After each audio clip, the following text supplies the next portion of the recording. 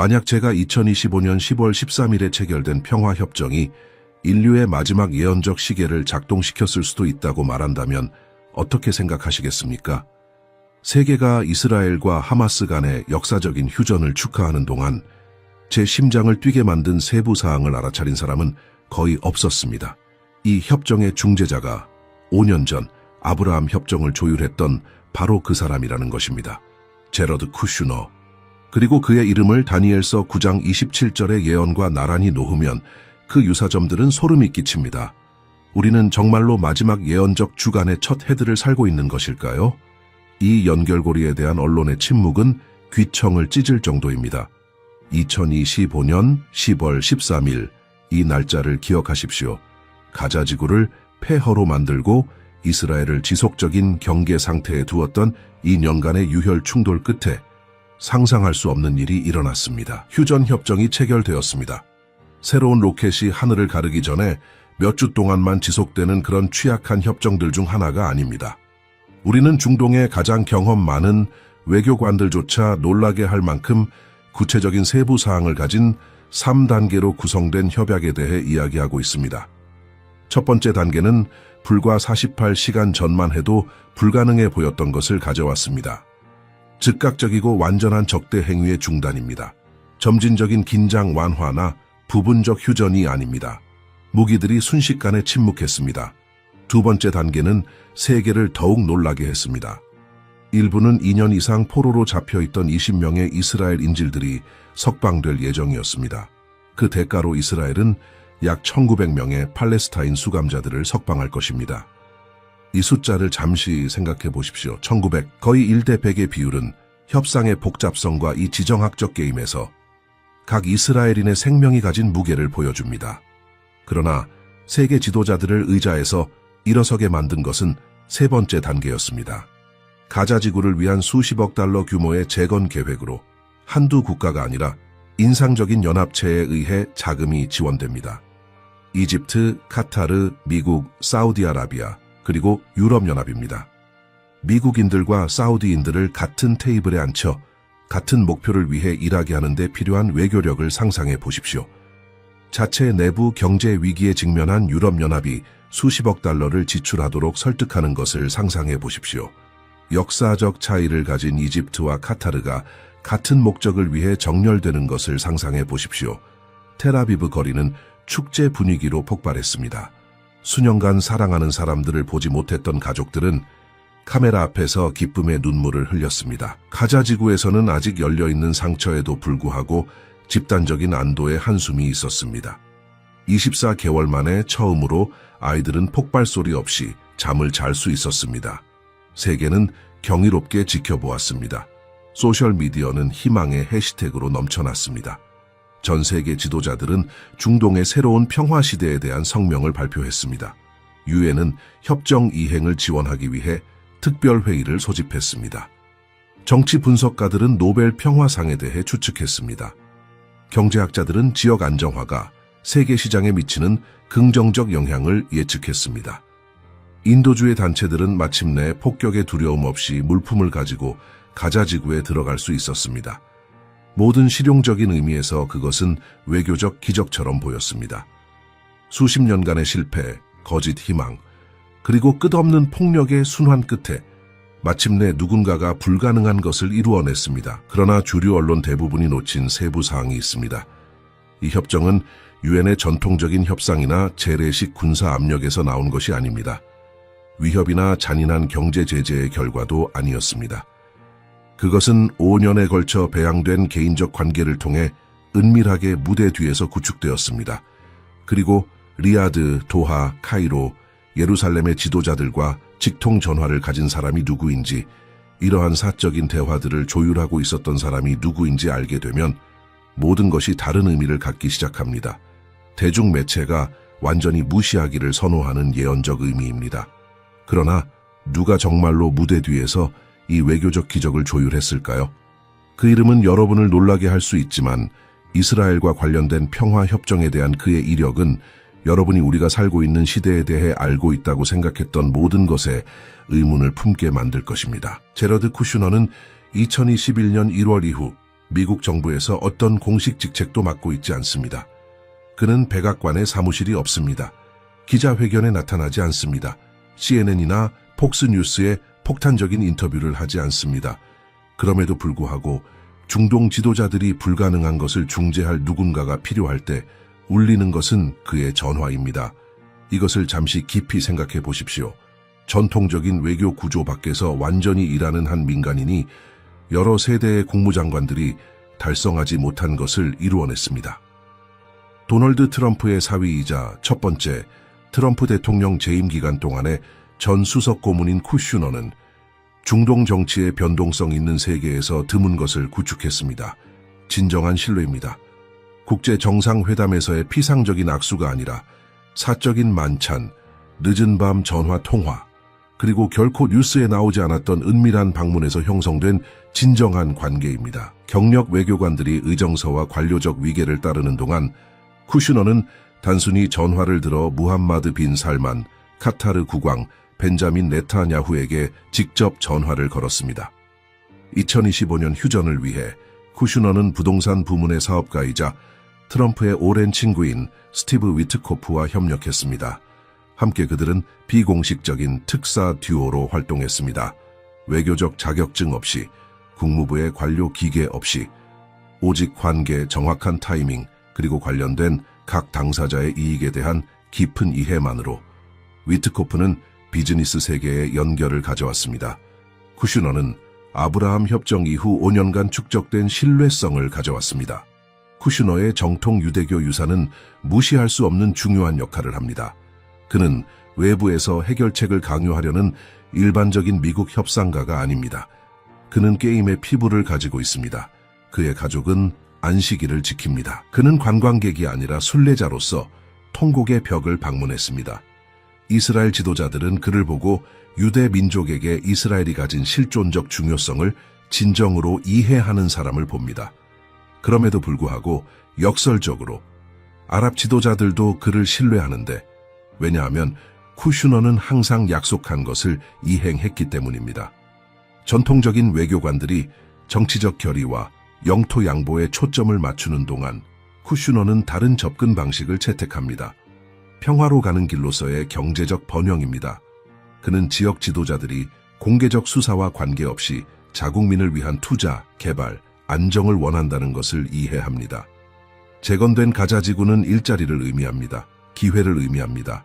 젊은 팔레스타인들이 로켓 대신 스타트업을 꿈꿀 수 있다는 것을 의미합니다. 이 실용적이고 거의 기업가적인 평화에 대한 비전은 이상주의적 순수주의자들을 좌절시키지만 실질적인 결과를 만들어냅니다. 이것의 규모를 생각해 보십시오. 5년 동안 제러드 쿠슈너는 이스라엘과 관련된 2건의 기념비적인 협정의 중심에 있었습니다. 2020년의 아브라함 협정은 이스라엘과 4개의 아랍 국가 간의 관계를 정상화했는데, 이것은 70년 동안 불가능하다고 여겨졌던 일입니다. 이제 2025년에는 그가 중재하고 아랍 강대국들의 재정 지원을 받는 하마스와의 구조화된 휴전이 있습니다. 2개의 협정, 5년. 양쪽 모두에 관련된 다수의 국가들, 세속적 외교관들은 우연의 일치라고 부를 수 있지만 성경 예언을 연구하는 학생들은 즉시 훨씬 더 중요한 무언가로 인식하는 패턴이 나타나고 있습니다. 이것은 이스라엘과 관련된 쿠슈너의 첫 번째 역사적 협정이 아니었으며 2020년의 그 첫 번째 협약 뒤에 숨겨진 깊은 상징성을 이해하면 예언적 퍼즐의 조각들이 절대적으로 소름 끼치는 방식으로 맞춰지기 시작합니다. 2020년 9월, 세계는 여전히 팬데믹에 잠겨 있었고 도시들은 폐쇄되었으며 경제는 붕괴되었고 모든 면에서 불확실성이 있었습니다. 그런 다음 백악관에서 실질적으로 아무도 예상하지 못한 특별한 일이 일어났습니다. 이스라엘은 아랍에미리트와 바레인과 정상화 협정에 서명했습니다. 일시적인 평화 협정이 아닙니다. 완전한 정상화입니다. 대사관 개설, 직항 상업 항공편, 기술 및 상업 협력, 이후 몇 달 동안 모로코와 수단도 합류할 것입니다. 이것의 규모를 이해하려면 1948년 이스라엘 건국 이후 70년 동안 아랍의 입장이 명확하고 확고했다는 것을 이해해야 합니다. 팔레스타인 문제가 해결될 때까지 유대 국가와의 어떤 관계도 없다는 것입니다. 그것은 통일된 봉쇄, 깨뜨릴 수 없어 보이는 외교적 장벽이었습니다.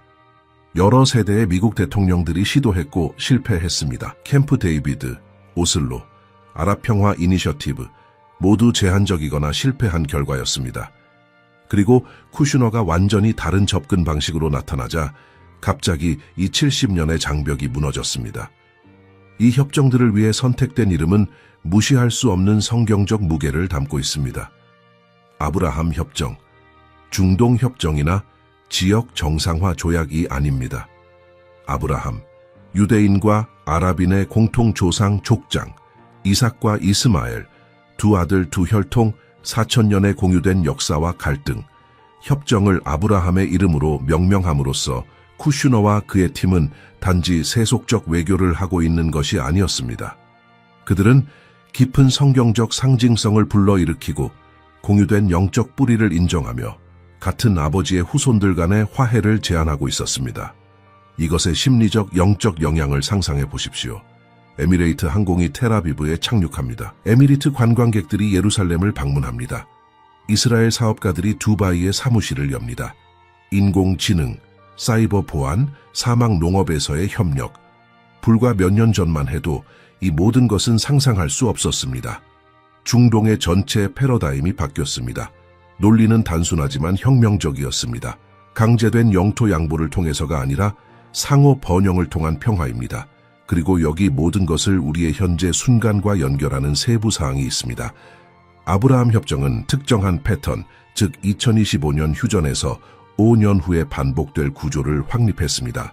첫째, 여러 국가를 동시에 포함하는 다자간 협정.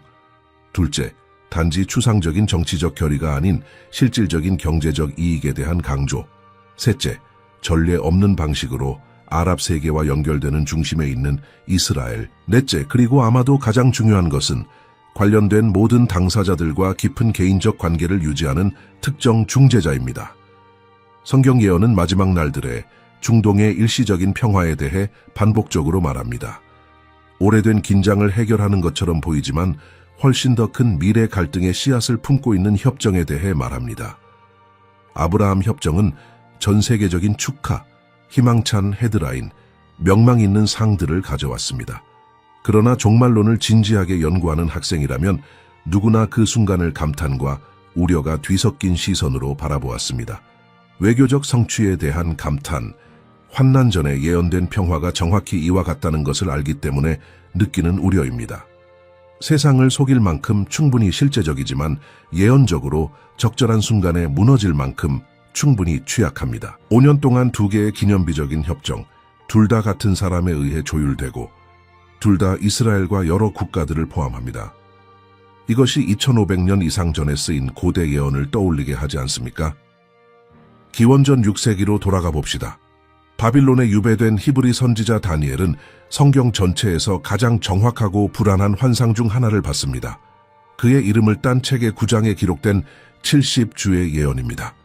이것들은 7일의 문자 그대로의 주가 아닙니다. 성경 예언에서 각 주는 7년을 나타냅니다.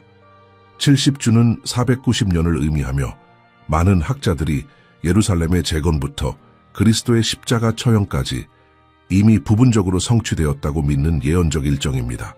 그러나 7년의 마지막 7번째이자 최종 주인 마지막 한 주가 남아 있습니다. 그리고 우리가 현대 사건들과 비교할 때 예언학생의 심장을 뛰게 만드는 세부 사항을 발견하는 것이 바로 27절입니다. 천천히 읽어드리겠습니다. 그가 한 주 동안 많은 사람과 굳게 언약을 맺을 것이며 그가 그 주의 절반의 제사와 예물을 금지할 것이며 가증한 것들의 날개 위에 황폐하게 하는 자가 올 것이요 정해진 종말이 그에게 쏟아질 때까지 이르리라. 단 몇 줄의 이 구절은 예언적 의미에 층층이 담겨 있습니다. 먼저 핵심 요소들을 식별하십시오. 그는 이전 구절에서 언급된 왕, 즉 상당한 영향력을 가진 인물을 가리킵니다. 반드시 왕관과 왕좌를 가진 왕이 아니라 권력, 연결 그리고 국제 협정을 중재할 능력을 가진 사람입니다. 굳게 언약을 맺을 것이며 는 취약한 조약이나 모호한 의도 선언이 아니라 구조화되고 공식적이며 구체적인 조건과 실제 결과를 가진 협정을 나타냅니다. 많은 사람과는 중요합니다. 이것은 두 당사자 간의 양자 협정이 아닙니다. 다자간입니다. 여러 국가들, 연합, 국제적 합의입니다. 기간은 명시적입니다. 한 주, 즉 예언적 달력으로 7년입니다. 그리고 여기서 예언은 어두운 방향으로 전환됩니다. 그 주의 절반에 협약이 확인된 후 정확히 3년 반 후에 재앙적인 배신이 일어납니다. 겉보기 평화를 가져온 중재자가 이제 협정을 깨뜨립니다. 제사와 예물을 금지할 것이면은 유대교 종교적 관습, 특히 성전에서의 제사의 중단을 나타냅니다. 이것은 오늘날 존재하지 않지만 많은 사람들이 곧 일어날 것이라고 믿는 예루살렘에 성전이 재건될 것을 전제로 합니다. 여기서 언급된 황폐하게 하는 가증한 것은 성경 예언 전체를 통해 울려 퍼집니다. 예수님 자신도 마태복음 24장 15절에서 이것을 언급하시며 그의 제자들에게 그것을 볼 때 도망치라고 경고하셨습니다. 바울은 데살로니가후서 2장에서 이것을 묘사합니다.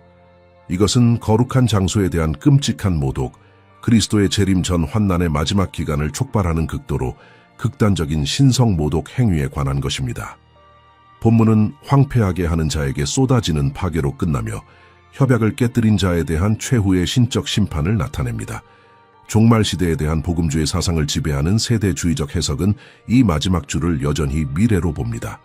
첫 3년 반은 기만적인 평화를 가져옵니다. 세상은 축하합니다.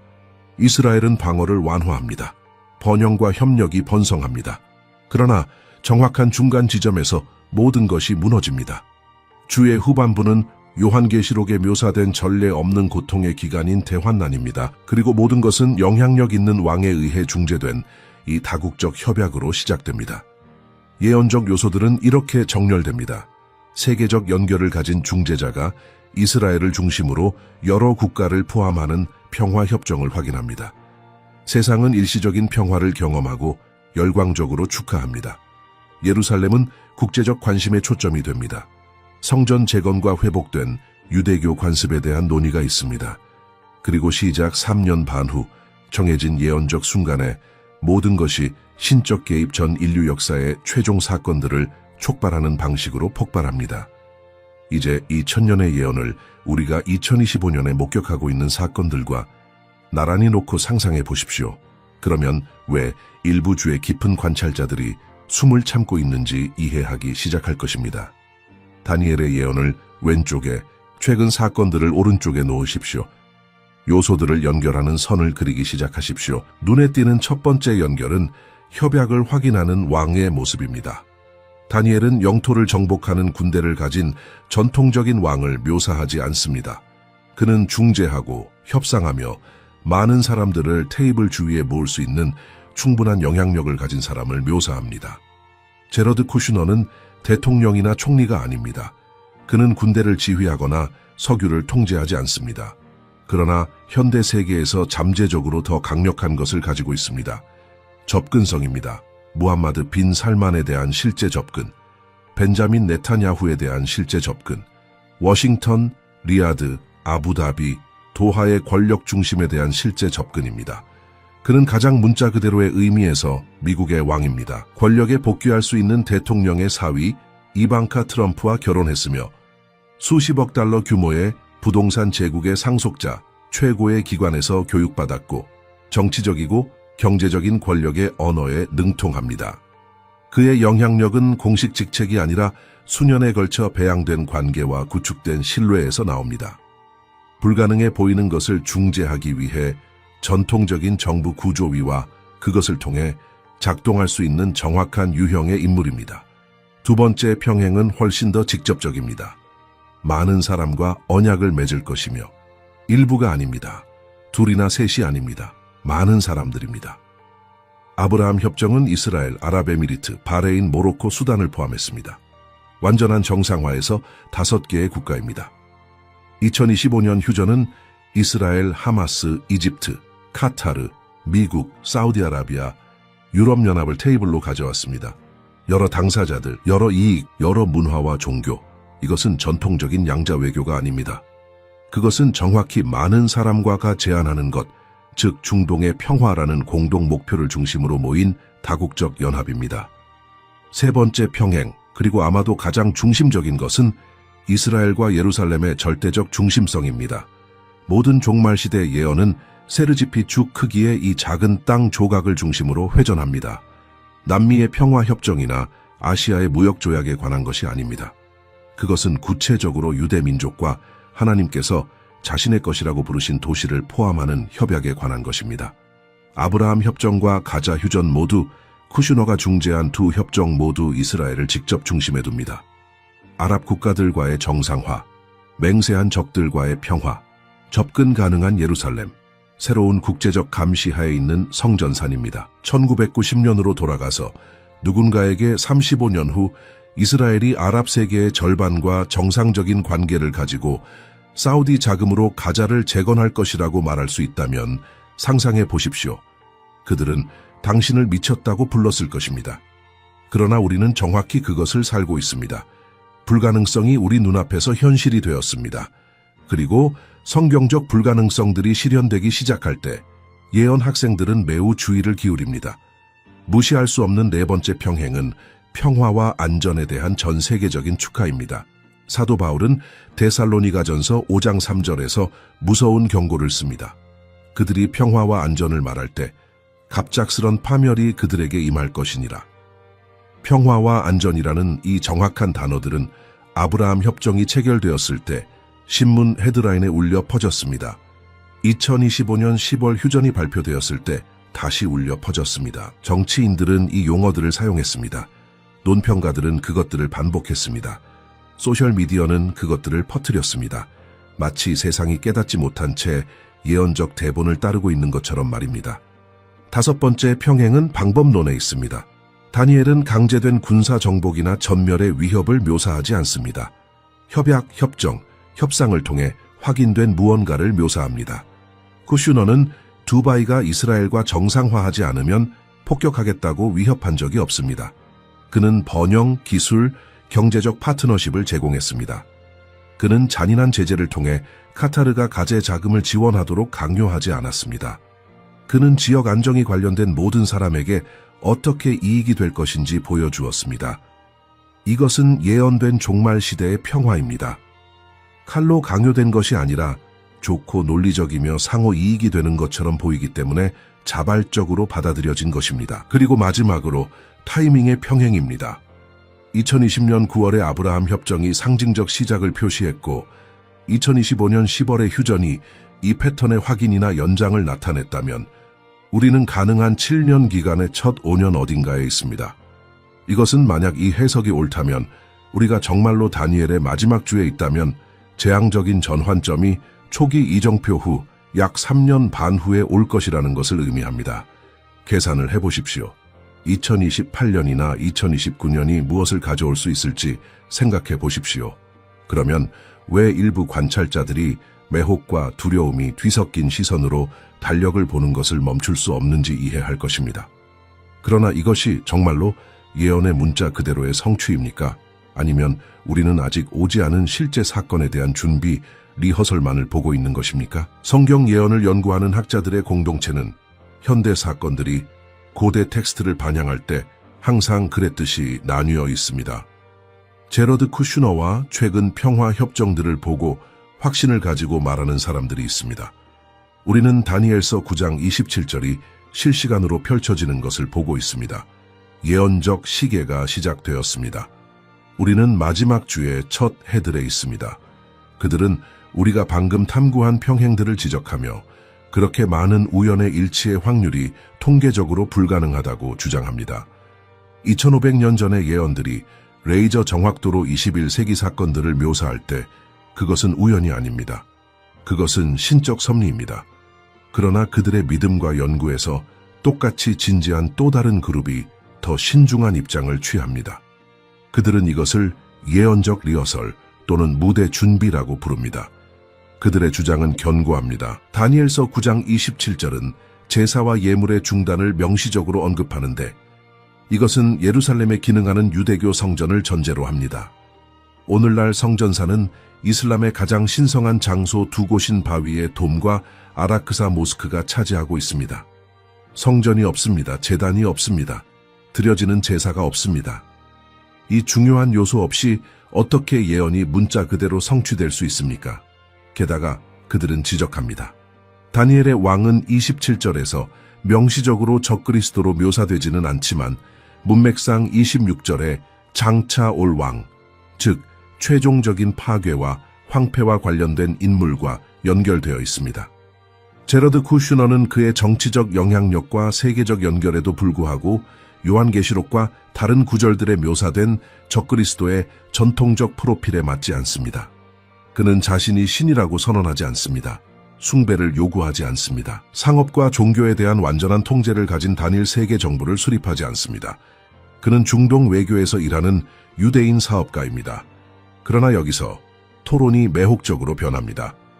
만약 두 그룹 모두 부분적으로 옳다면 어떻게 될까요?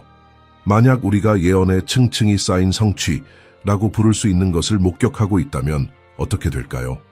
성경은 즉각적인 역사적 맥락에서 부분적으로 성취되었지만 미래의 최종적이고 더 완전한 성취를 가리킨 예언들의 예로 가득 차 있습니다. 황폐하게 하는 가증한 것에 대한 예언은 기원전 168년에 안티오쿠스 에피파네스가 성전을 모독했을 때 부분적으로 성취되었지만 예수님은 그의 시대에 그것이 여전히 미래의 것으로 언급하셨습니다.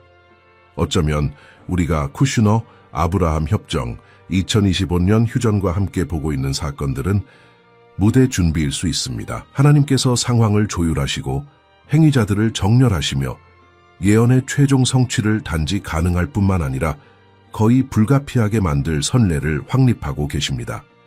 이것을 생각해 보십시오. 2020년 이전에는 이스라엘이 아랍 국가들과 관계를 정상화한다는 생각이 환상처럼 보였습니다. 이제 그것은 확립된 현실입니다. 2025년 이전에는 사우디인들이 가자 재건에 자금을 지원한다는 생각은 조롱받았을 것입니다. 이제 그것은 일어나고 있습니다. 불가능한 것이 일상이 되고 있습니다. 그리고 성전은 어떻습니까? 그것의 재건을 위한 운동들은 지금까지 이렇게 조직되고 잘 자금을 지원받은 적이 없었습니다. 예루살렘의 성전연구소는 이미 준비된 성스러운 그릇들, 제작된 제사장 의복들, 상세한 건축 계획들을 가지고 있습니다. 2024년 4월에 붉은 암송가지들이 미국에서 이스라엘로 가져왔는데 이것은 성전 예배가 시작되기 전에 필요한 민수기 19장에 묘사된 정결 의식을 위해 특별히 사육된 동물들입니다. 랍비들은 재건에 대해 공개적으로 말합니다. 우파 이스라엘 정치인들은 이것을 그들의 강령에 포함시킵니다. 쿠슈너가 중재한 평화협정들이 지역을 계속 안정화시키고 사우디아라비아가 결국 더 광범위한 대협정의 일부로 이스라엘과 관계를 정상화하고 경제적 번영이 이스라엘인들이 단지 생존이 아닌 종교적 야망에 집중할 만큼 충분히 안전하다고 느끼는 환경을 만든다면 성전 재건으로 가는 길은 기하급수적으로 더 실행 가능해집니다. 그리고 일단 성전이 서면, 일단 2000년 만에 처음으로 제사가 다시 드려지면 다니엘서 9장 27절의 모든 요소들이 제자리에 있게 됩니다. 그렇다면 앞으로 몇 달과 몇 년 동안 무엇을 관찰해야 합니까? 첫째, 기존 협정의 중대한 파기나 긴장. 기억하십시오. 예언은 7년 중간에 위반될 협약에 대해 말합니다. 쿠슈너가 계속 협정들을 중재한다면 시작으로 식별될 수 있는 이정표 후 3년 반에 무슨 일이 일어나는지 관찰하십시오. 둘째, 성전산의 발전. 성지 공유에 대한 제한, 모스크와 유대교 성전이 공존할 수 있도록 하는 건축 계획, 현상 유지를 극적으로 변화시키는 사건. 셋째, 다자간 패턴의 지속이나 확장. 만약 사우디아라비아가 이스라엘과 정상화하고 특히 쿠슈너가 중재에 참여한다면 패턴은 강화됩니다. 우리는 10년도 안 되는 기간에 둘이 아니라 세 주요 협정을 보게 될 것이며 모두 같은 구조를 따르고 모두 같은 중재자를 포함합니다.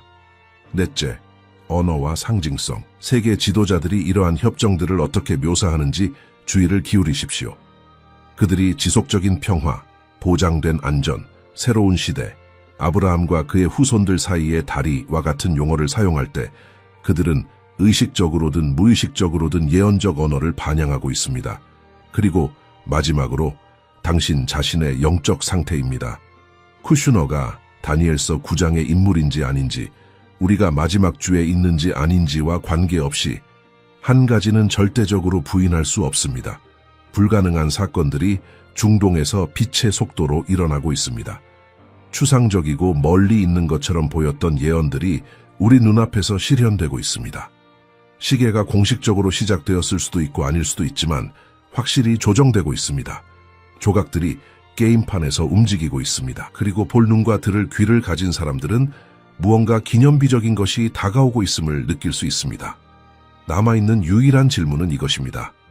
당신은 다음에 올 무엇이든 영적으로 준비되어 있습니까? 왜냐하면 모든 성경 예언에서 분명한 한 가지 교훈이 있다면 그것은 이것입니다.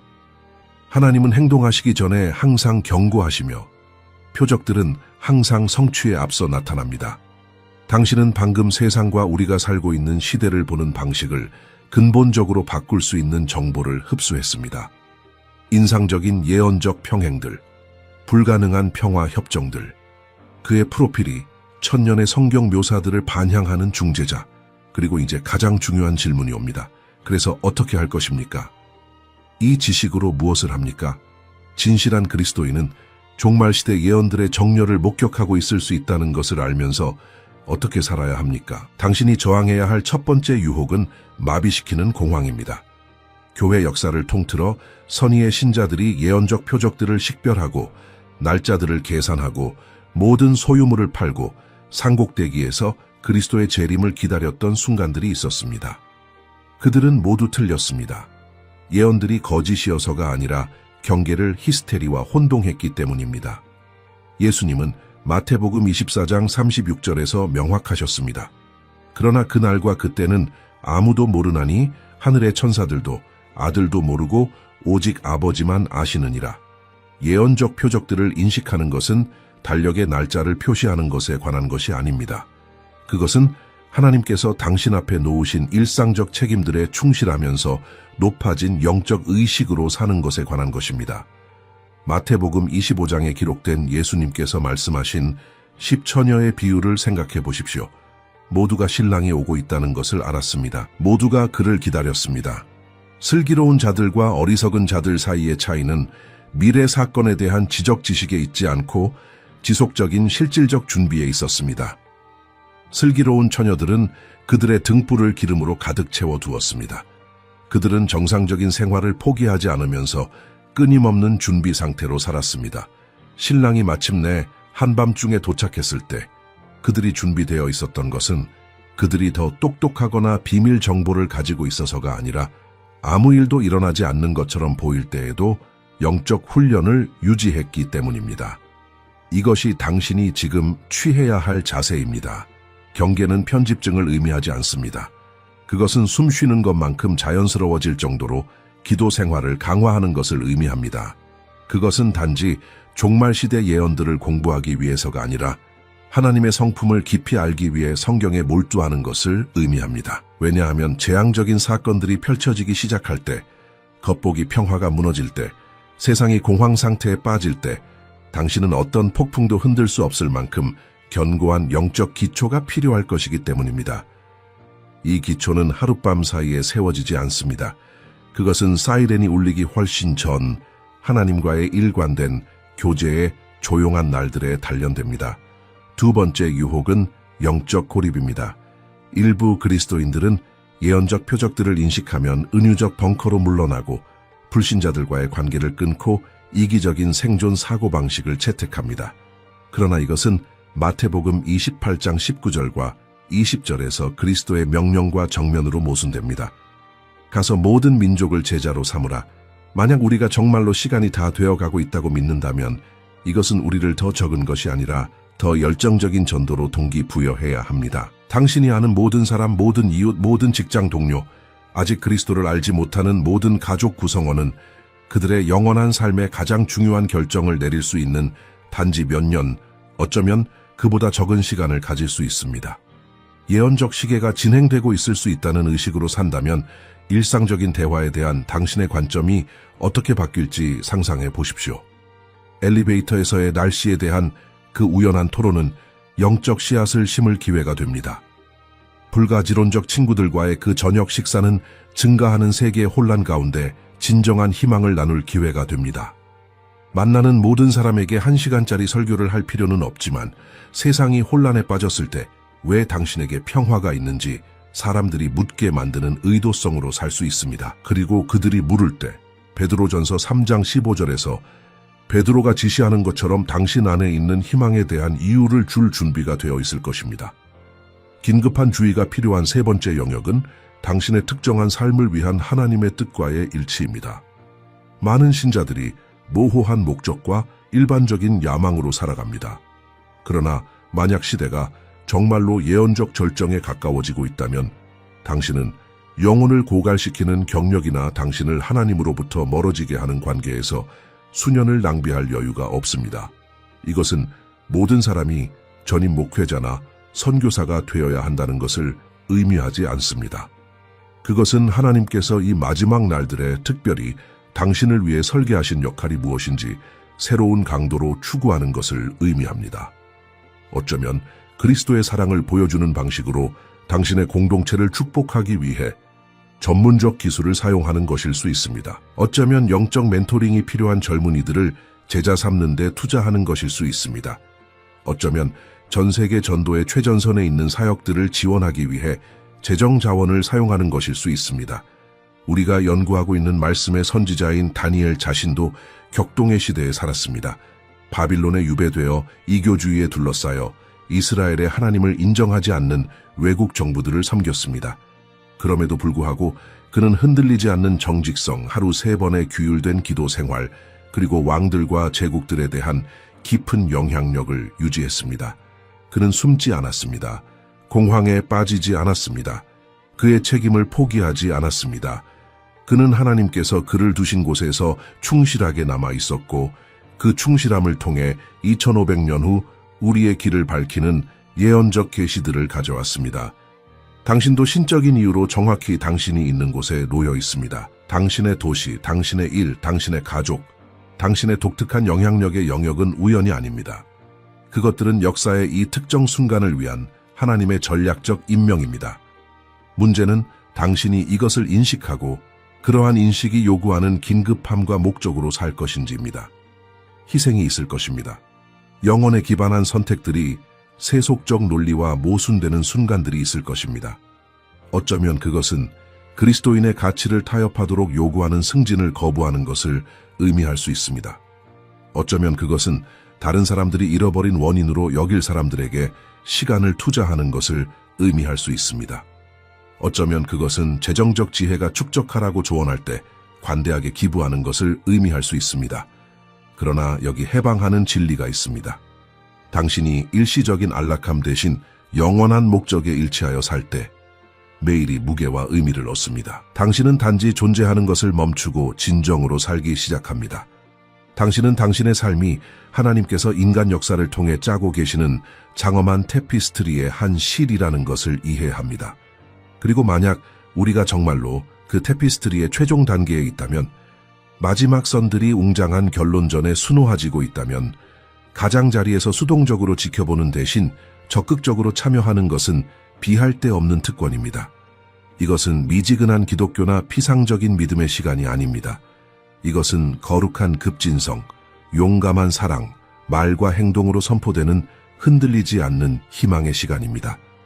왜냐하면 당신 주위의 세상은 아직 당신이 보고 있는 표적들을 이해하지 못할 수 있지만 이 시대의 무게를 느끼고 있으며 다가오는 폭풍 가운데 유일한 진정한 평화의 근원을 가리킬 수 있는 사람들이 절실히 필요하기 때문입니다. 우리는 우리 조부모들이 먼지 낀 예언 텍스트를 통해서만 상상할 수 있었던 시대에 살고 있습니다. 국가로 회복된 이스라엘, 유대인의 통제하에 있는 예루살렘, 전 세계 카메라 앞에서 서명된 불가능한 평화 협정들, 아랍과 이스라엘 지도자들에 대한 전례 없는 접근을 가진 유대인 중재자가 수천 년 전에 쓰인 예언들을 무서울 정도로 정확하게 반향하는 다자간 협약들을 조율하고 있습니다. 당신은 이것을 우연의 일치라고 부를 수 있습니다. 내가 사건들에 너무 많은 의미를 부여하고 있다고 주장할 수 있습니다. 그러나 그렇게 많은 예언적 요소들이 동시에 정렬될 때, 불가능한 것이 일상이 될 때, 구체적인 예언들이 현대 현실에서 구체적인 평행을 발견할 때, 우연의 수학적 확률은 0에 가까워집니다. 진실은 제러드 쿠슈너가 다니엘서 9장 27절의 인물인지, 아니면 우리가 아직 오지 않은 실제 사건을 위한 정교한 리허설을 목격하고 있는 것인지 절대적인 확실성으로 아는 사람은 아무도 없다는 것입니다. 그러나 우리가 확실히 아는 것은 이것입니다. 무대가 준비되었고 행위자들이 배치되었으며 예언적 대본이 불안할 정도로 충실하게 따라지고 있습니다. 만약 당신이 그리스도의 추종자라면 이것은 마비시키는 두려움의 순간이 아니라 강화된 영적 경계의 순간입니다. 당신의 믿음을 강화하기 위해 매일이 하나님의 약속의 최종 성취에 우리를 더 가까이 데려갈 수 있다는 의식으로 사는 것입니다. 이 시대의 무게를 느끼지만 그것의 영적 의미를 이해하지 못하는 주변 사람들과 희망을 나누는 것입니다. 저와 함께 한 가지 질문에 대해 성찰해 주시기 바랍니다. 만약 우리가 정말로 최종 예언적 시계의 첫 헤들에 있다면 이것이 오늘 당신이 사는 방식을 어떻게 바꾸나요? 이것이 당신의 우선순위, 당신의 관계, 하나님과의 동행에 어떻게 영향을 미치나요? 아래의 댓글에 당신의 생각을 남겨주세요.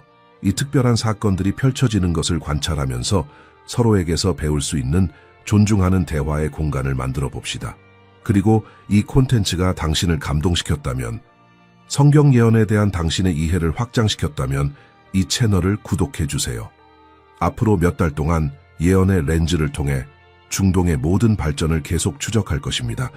종말의 표적들에 대한 추천 재생 목록을 시청하세요. 우리가 살고 있는 순간의 영적 긴급성을 이해해야 하는 누군가와 이 비디오를 공유하세요. 왜냐하면 이 연구가 우리에게 가르치는 것이 있다면 그것은 우리가 안주의 사치를 가질 수 없다는 것이기 때문입니다. 시간이 흐르고 있고 예언들이 성취되고 있으며 정말로 중요한 유일한 질문은 당신이 준비될 것인가입니다.